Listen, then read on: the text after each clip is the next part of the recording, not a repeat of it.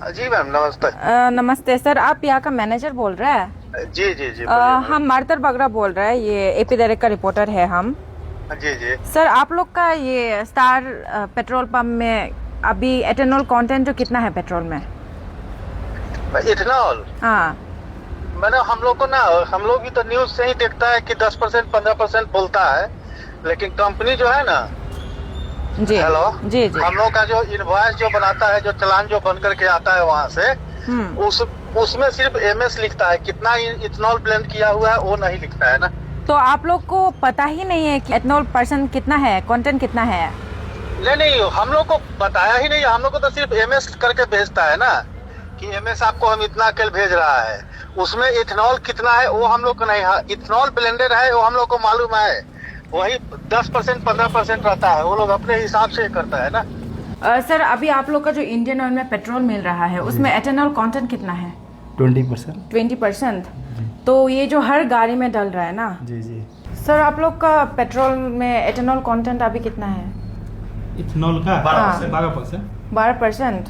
ये 20% या फिर 10% नहीं होना है क्या? नहीं नहीं, कितना कितना परसेंट हो सकता है? हम लोग का तो कंपनी से 12% आता है। 12% रखता है। पहले तो 10% था, अभी 12%। हाँ। 2% कब से बढ़ा है? ये तो पहले से ही है। पहले से कब से? पहले तो 10% ही था। नहीं, 12 ही आता था हम लोग का। 12 ही आता है, पहले से ही 12 आता है। पहले से आपका- मतलब कौन सा साल से?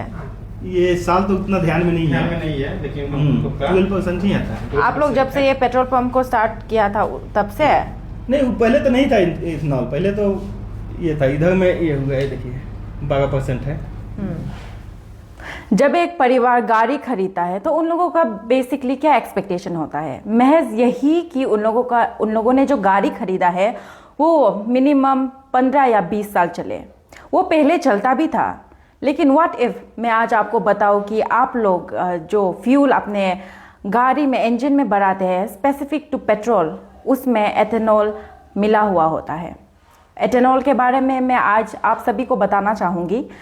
एथेनॉल जो शुगर से बना होता है, और अगर ये एथेनॉल को पेट्रोल में मिक्स करने का एक बेसिक आइडिया ये था कि वो एनवायरमेंटल फ्रेंडली होगा। उससे जो एनवायरनमेंट है उसमें ज़्यादा पोल्यूशन जो व्हीकल के कारण होता है वो इतना नहीं होगा।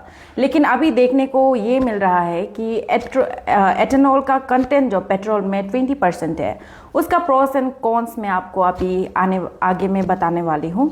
2023 से पहले जो व्हीकल था वो लोग E10 कंप्लाइंट था, यानी कि एथेनॉल 10% उसमें ब्लेंड करके चलाता था, और वो जो उसको जेल भी सकता था, वो इंजन जो एथेनॉल 10% को जेल भी सकता था। लेकिन अभी क्या हो रहा है?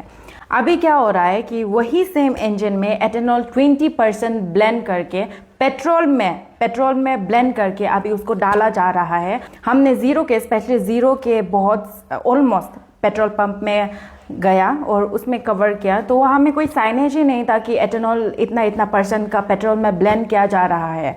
और जब हमने फ्यूल स्टेशन के जो वर्कर्स है उन लोगों से पूछा तो मैनी ऑफ देम को पता ही नहीं है कि उन लोगों का पेट्रोल में कितना परसेंट एथेनॉल कंटेंट हो रहा है। और बहुत सारे फ्यूल में आई गेस जीरो के 95% फ्यूल स्टेशन में अभी एथेनॉल ब्लेंडिंग पेट्रोल में 20% है, और रेस्ट 5% में 12% होगा या फिर 15% होगा। अभी जो एथेनॉल 20% जो पेट्रोल में ब्लेंड करके मिल रहा है वो 2023 से पहले मॉडल के लिए क्वाइट हार्मफुल है।